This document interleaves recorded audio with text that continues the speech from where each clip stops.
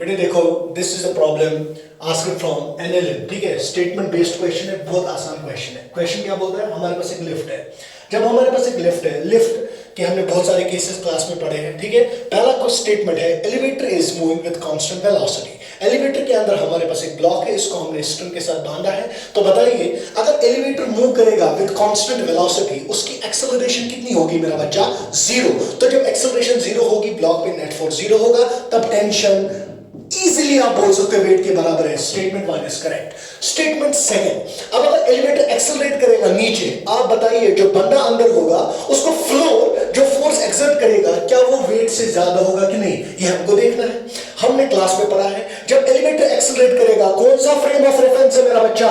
Non inertial frame of reference. तो अगर non inertial frame of reference है, तो अंदर जो बंदा होगा उसको सीडो फोर्स भी एक्सपीरियंस होगा।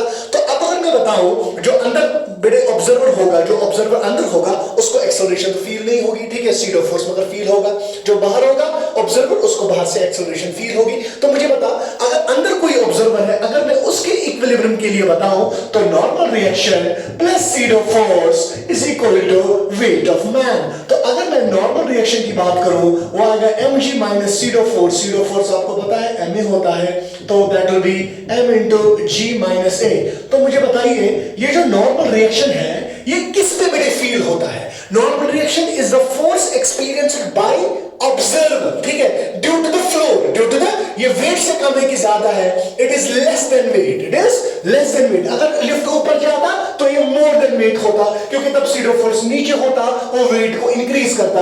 यहां सीडो फोर्स वेट को डिक्रीज करता है। सो क्या ये स्टेटमेंट मेरे बेटे करेक्ट है कि इनकरेक्ट है? It is incorrect. This is setter of a question, conceptual question.